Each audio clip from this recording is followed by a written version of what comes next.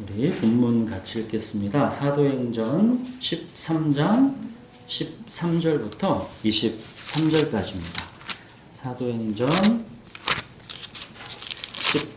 13장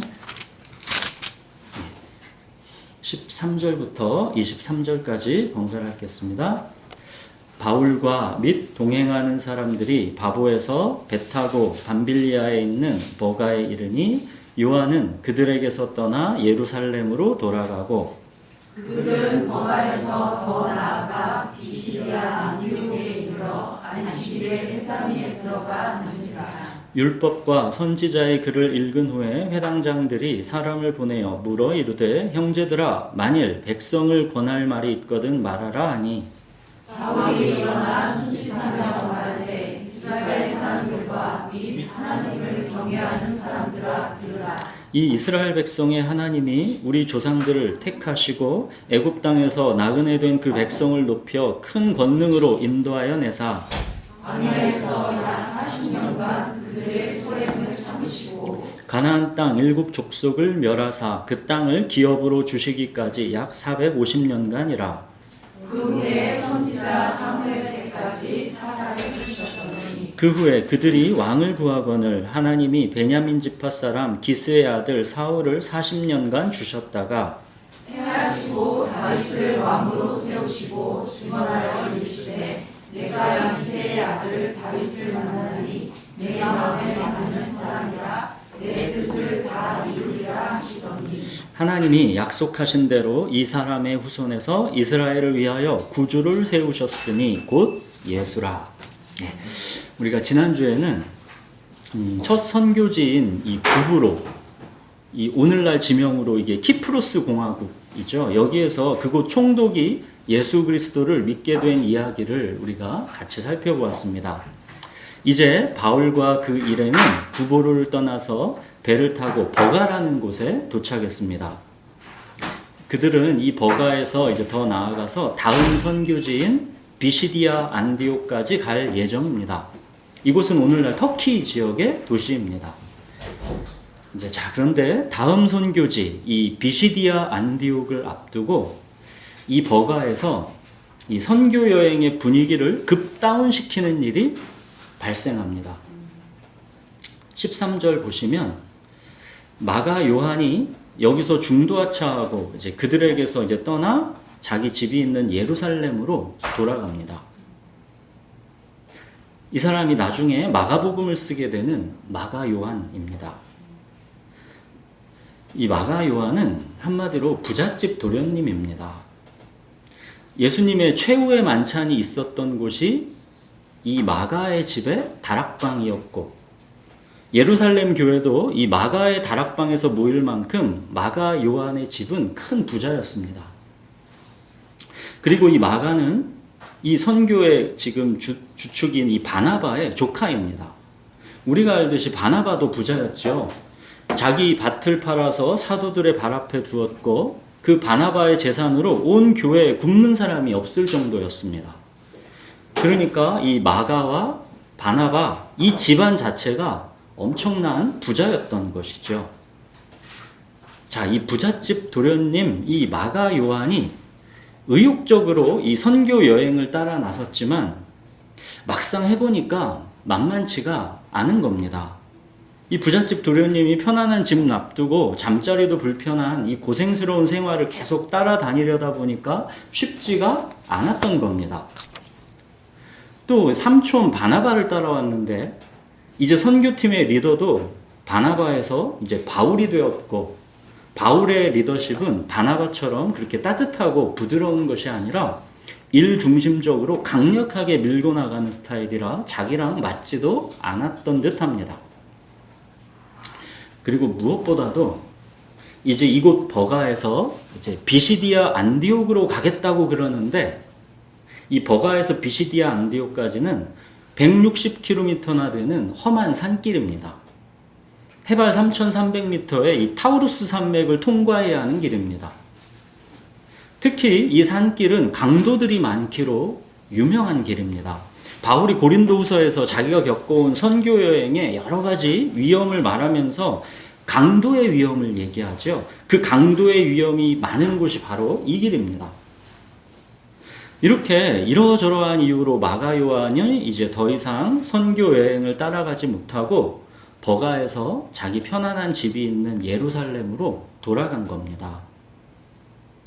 이 일로 바울은 마가 요한에게 크게 실망하고 다음번 2차 선교 여행 때 바나바가 또 마가 요한을 데려가려고 하니까 그때는 결사반대하면서 바나바랑 크게 싸우고 이제 바나바와 바울의 이제 동역을 거기로 끝내고 이제 갈라지게 되는 그런 원인이 되죠. 자, 강력하게 뭐 아니면 도인 바울의 리더십 스타일과 따뜻한 위로의 사람, 거듭 기회를 주고 격려하면서 다시 세워주는 바나바의 리더십 스타일이 완전히 달라서 2차 선교여행 때부터는 갈라지게 됩니다. 자, 그런데 이제 세월이 지나 나중에는 이 바울을 그렇게 실망시켰던 이 마가 요한, 바울 이 관계가 엄청 깊고 친밀해지면서 사역을 함께하게 됩니다. 바울은 나중에 마지막 죽기 전에 감옥에서 쓴 이 마지막 편지 디모데 후서 끝부분에서 디모데에게 마가는 나에게 꼭 필요한 사람이니까 마가를 보고 싶으니까 나에게 좀 데려오라 그러죠. 그러니까 바울과 마가 요한이 나중에는 함께 사역을 했다라는 것을 알 수 있는 것이죠. 또 베드로전서에서 보면 베드로는 이 마가를 내 아들이다 라고 할 정도로 신뢰하는 것을 보게 됩니다. 그러니까 바울은 바울대로 산전수전 다 겪으면서 이 모난 부분이 많이 깎이는 것이고, 또 마가 요한은 바나바와 함께 하면서 따뜻한 위로의 리더십 이 바나바에게 훈련받으면서 많이 그가 성장해 간 것이죠. 자, 그렇지만 지금 이때 선교 여행의 이 초기 때는 마가 요한은 부잣집 도련님이라 이 고되고 위험한 이 선교 여행을 따라다니기가 어려워서 도중하차했습니다. 바울과 바나바의 선교팀은 그들의 온갖 관리, 행정일을 맡아주던 이 마가 요한이 가버리고 나니까 일에서도 많은 어려움이 생긴 것이고, 무엇보다도 함께했던 일원, 이 마가가 어렵다고 도중하차해버리니까 이 선교팀의 사기가 뚝 떨어질 수가 있는 것이죠. 그렇게 마가 요한은 예루살렘으로 돌아가 버렸지만, 그러나 14절 보십시오. 바울과 바나바의 선교팀은 이 버가에서 더 나아가 비시디아 안디옥까지 그 160km의 험한 산길을, 이 타우루스 산맥을 뚫고 갔습니다. 여러분, 무엇이 이들을 더 나아가게 했을까요? 생명의 말씀, 복음 때문입니다. 지금 그들이 전하려고 하는 것은 약간의 위로와 약간의 만족과 약간의 행복을 주는 그런 메시지 정도가 아니라, 죽음을 무서워하여 한평생 매여 종노릇하는 사람들을 이 죄와 죽음에서 구원하여 하나님과 함께 영원한 생명을 살게 해주는 예수 그리스도, 그 이름이기 때문입니다. 그러니 이들은 강도의 위험을 무릅쓰고 해발 3,300m의 이 타우루스 산맥을 넘어 마침내 비시디아 안디옥까지 더 나아가는 것입니다. 이곳 비시디아 안디옥, 그 다음 이제 14장에 이고니온, 루스드라, 더베, 이 도시들이 이 갈라디아 지역에 속해 있는 도시들입니다. 이것도 오늘날 다 터키 지역이죠. 그러니까 갈라디아 지역의 교회들이 이렇게 세워지고 있는 것입니다.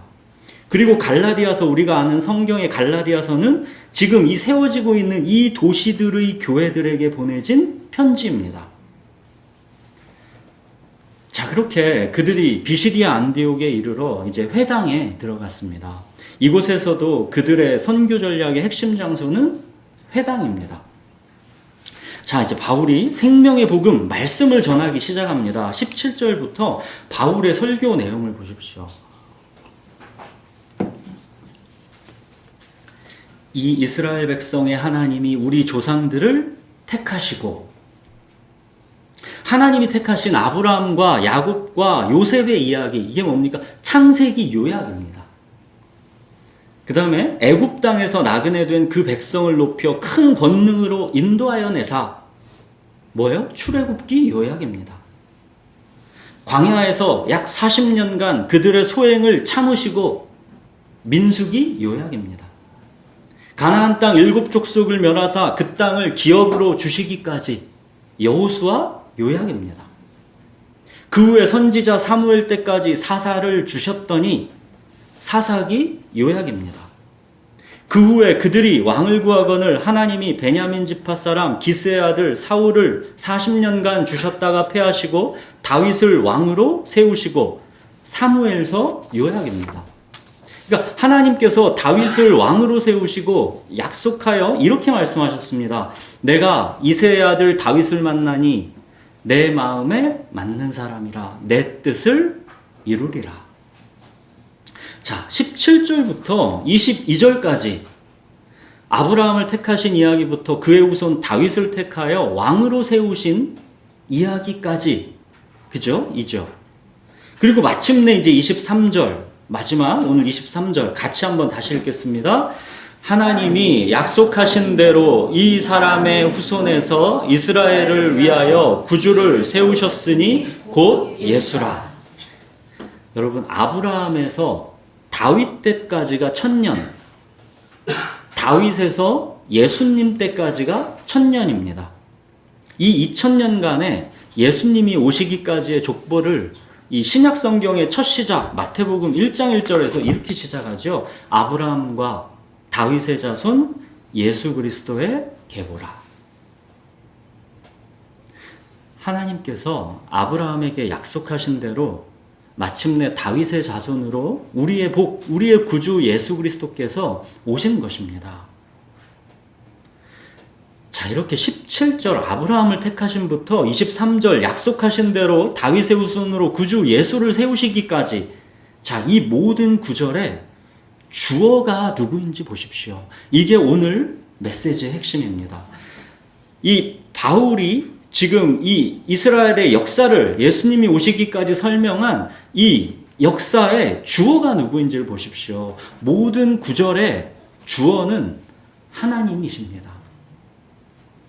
하나님이 택하시고 하나님이 큰 권능으로 인도하여 내사, 하나님이 참으시고 하나님이 가나안 족속을 멸하사, 하나님이 기업으로 주시기까지, 하나님이 사사를 주셨더니, 하나님이 사울을 주셨다가 패하시고, 하나님이 다윗을 왕으로 세우시고, 하나님이 구주 예수를 세우셨습니다. 그러니까 아브라함부터 다윗까지 1000년, 다윗부터 예수님까지 1000년, 이 2000년의 역사, 그 역사의 주어는 하나님이십니다. 하나님이 약속하신 일을 이루어 가시는 이야기, 그것이 바로 역사, 히스토리, 히스 스토리, 그의 이야기입니다. 하나님이 약속이 이루어지기까지의 역사, 히스 스토리, 히스토리, 그 시간의 과정에는 우리들이 이해 못할 일들이 참 많습니다. 애굽에서의 노예 생활 400년이 왜 있는 것인지, 출애굽하고 나서 광야에서의 40년은 또 왜 있는 것인지, 다윗을 바로 왕으로 세우시지 않고 사울 왕으로의 40년의 실패는 또 왜 있는 것인지, 다윗 이후로도 그 나머지 1000년간 끊임없이 반복되는 이 불순종의 역사는 또 왜 있는 것인지 우리는 정말로 다 이해할 수가 없습니다. 아브라함을 택하셔 부르신 그때부터 1000년 후 다윗, 또 그 이후 1000년 예수님까지 그 역사는 한마디로 말하면 끊임없는 불순종의 역사였습니다. 히스토리, 히스 스토리, 그의 이야기, 하나님이 주어이신 하나님의 역사인데 마치 하나님이 실패하시는 것처럼, 그렇게 불순종의 역사가 이어진 것입니다.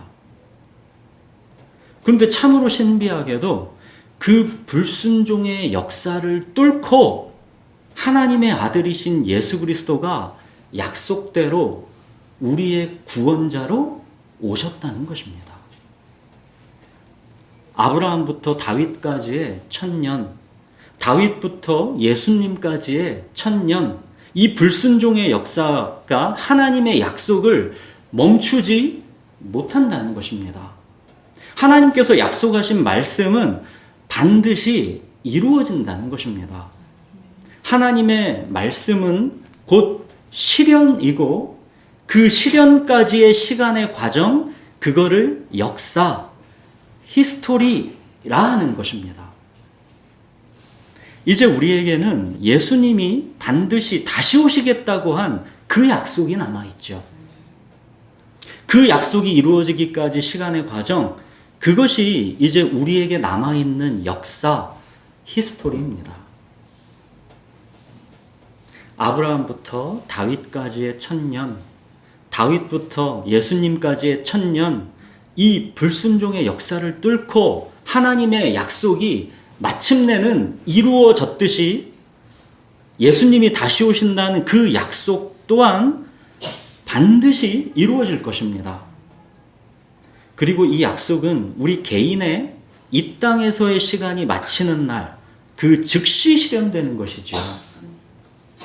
예수님께서 나 있는 곳에 너희도 있게 하리라 하신 이 약속이 그날 실현되는 것입니다. 여러분, 오늘이 올 한 해의 마지막 날입니다. 한 해 여러분의 삶은 어떠했습니까? 여러분의 인생을 향하신 하나님의 역사는 어떠했습니까? 인간의 역사가 하나님의 이야기, 이 히스 스토리이듯 내 인생의 역사도 나의 이야기가 아니라 하나님의 이야기, 히스 스토리입니다. 나는 주님의 것입니다. 내 삶을 통해 하나님은 당신의 이야기를 써내려 가시는 것입니다. 22절도 보십시오. 하나님은 다윗의 삶을 통해 내 뜻을 다 이루리라 그러시죠. 다윗의 인생은 다윗의 뜻을 이루는 인생이 아니라 하나님의 뜻을 이루는 인생입니다. 우리가 예전에 다윗의 이야기를 오랜 시간에 걸쳐 자세히 살펴본 적이 있죠. 다윗은 다윗 자기의 인생을 살았지만 우리는 다윗의 인생을 통해서 하나님의 뜻이 이루어져가는 하나님의 이야기를 보는 것입니다.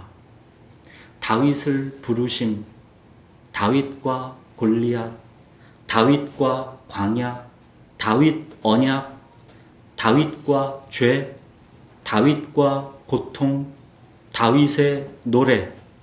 이 다윗의 삶의 이야기는 저와 여러분, 우리 모두의 인생 안에서 펼쳐지는 하나님의 이야기입니다.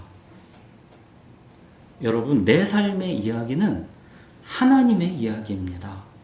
내 삶을 통해 하나님의 뜻을 이루어 가시는 하나님의 역사입니다.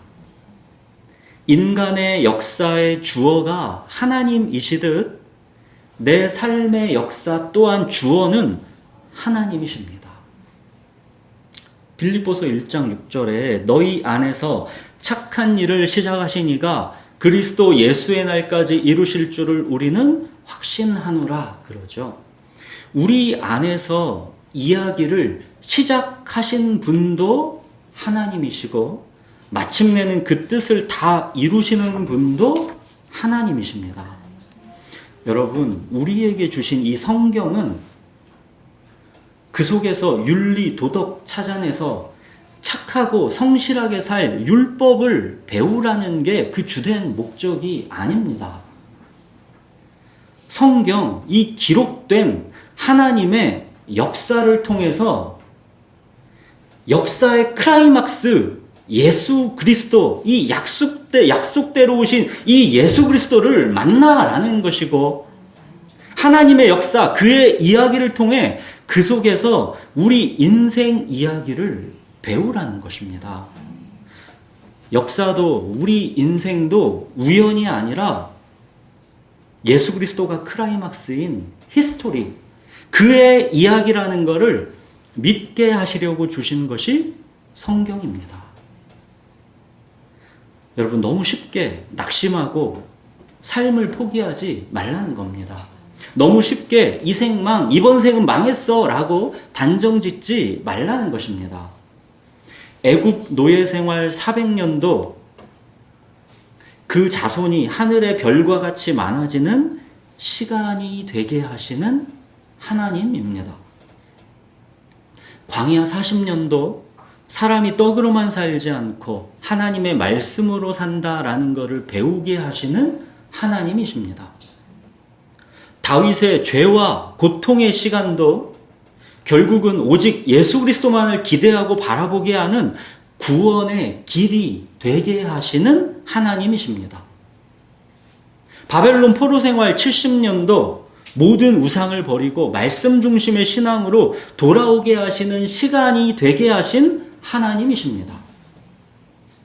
스데반의 순교 이후에 박해를 피해서 흩어지게 된 이 그리스도인들이 유대 땅을 넘어 사마리아와 이방 땅끝까지 교회를 세웠고, 교회를 핍박하고 스데반 순교의 주동자였던 그 사도 바울을 통해 지금 이 복음이 땅끝까지로 전파되고 있습니다.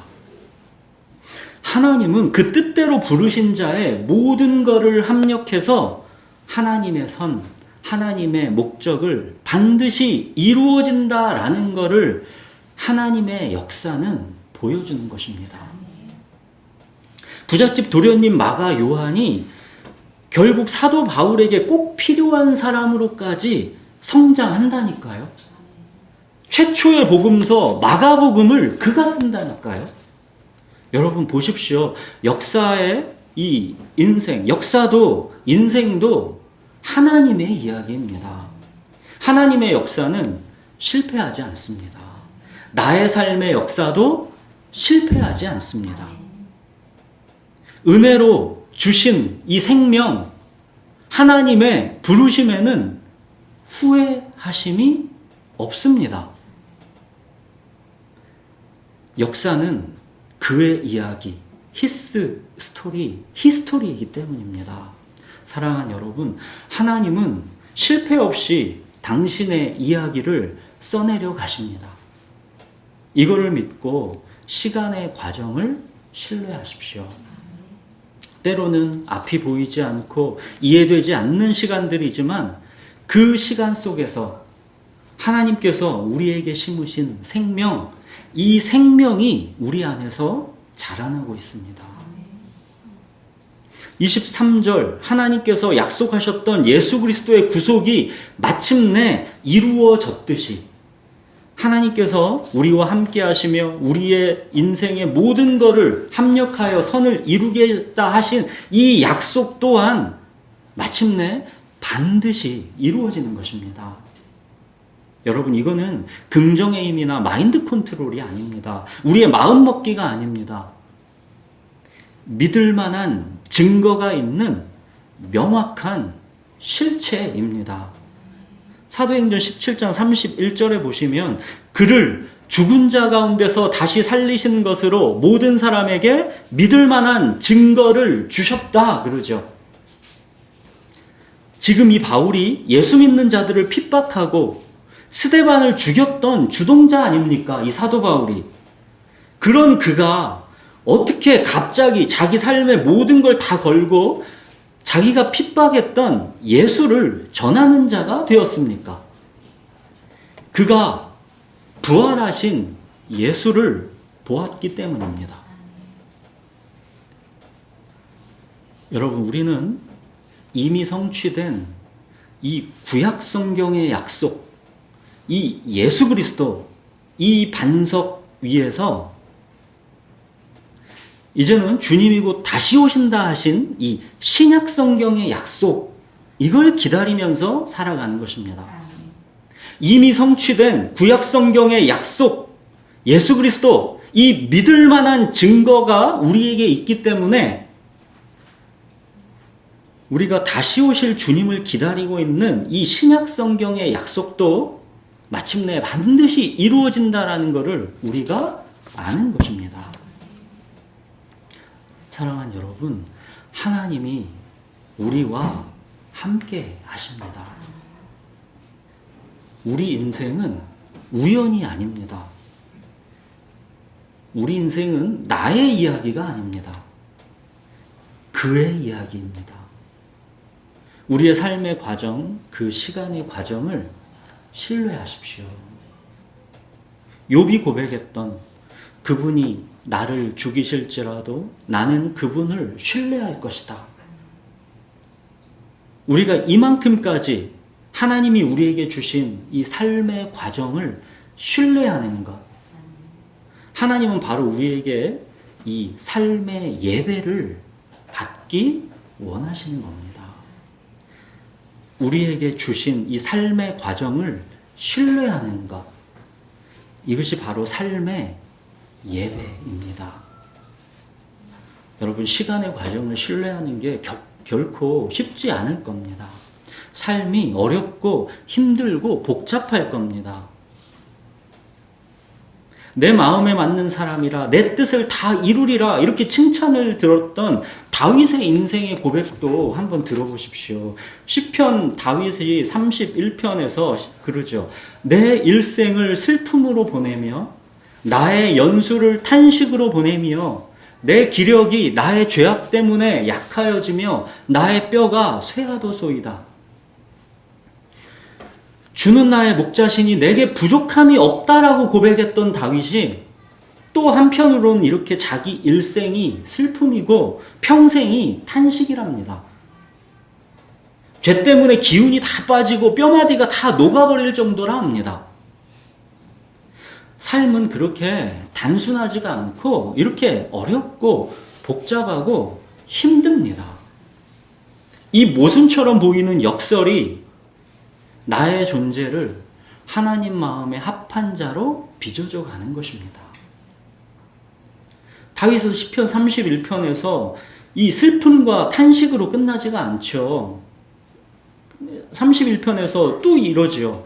여호와여, 그러하여도 내 삶이, 내 일생이 슬픔과 탄식일 뿐인 것 같은 이 어둠의 순간을 지나가는 것, 이 내 삶이 그러하여도 다윗이 뭐라 합니까? 나는 주께 의지하고 말하기를 주는 내 하나님이시라.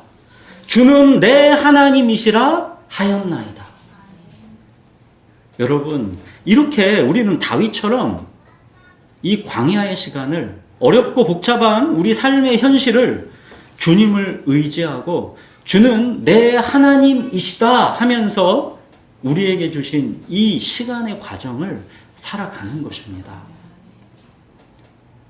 이 광야의 여정이 비록 힘들고 어렵지만 그러하여도 주는 내 하나님이시다 하면서 주님을 의지하고 나아가는 과정 속에서 우리는 하나님 마음에 합한 자로 점점 단련되고 빚어져 가는 것이고, 또 그 과정을 통해서 하나님은 우리의 인생을 통해서 하나님의 뜻을 이루어 가시는 것입니다. 무엇보다 이 시간의 과정 속에서 우리의 갈망이, 우리의 욕망이 변화되는 것이고 체질이 단단해져 가는 것입니다. 사람은 떡으로만 사는 것이 아니라 하나님의 입으로 나오는 모든 말씀으로 산다라는 것, 이게 다만 이제 지식이 아니라 내 전 존재로 알아가게 되는 것입니다. 사랑하는 여러분, 이미와 아직의 이 땅에서의 삶이 앞으로도 여전히 만만치가 않을 겁니다. 새해에도 우리 삶은 만만치가 않을 겁니다. 주는 나의 목자시니 내게 부족함이 없도다. 이 고백과 내 일생을 슬픔으로 보내며 나의 연수를 탄식으로 보내며 이 고백이 새해에도 계속 모순처럼 우리 삶에서 섞여 있을 겁니다. 때로는 앞이 보이지 않을 때도 있을 그런 일들이 계속 있을 것이지만 계속 나아가시고, 또 때로는 이해되지 않는 상황과 처지에 놓일 때도 있겠지만 그 현실을 살아내십시오. 그런 순간에도 주님 의지하고 말하십시오. 주는 내 하나님이시라. 여러분, 우리 인생 이 시간의 과정은 나를 택하시고 인도하시며 하나님의 뜻을 이루어 가시는 하나님의 이야기입니다.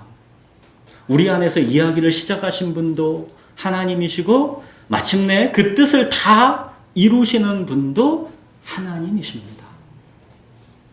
사랑하는 여러분, 주는 내 하나님이시라.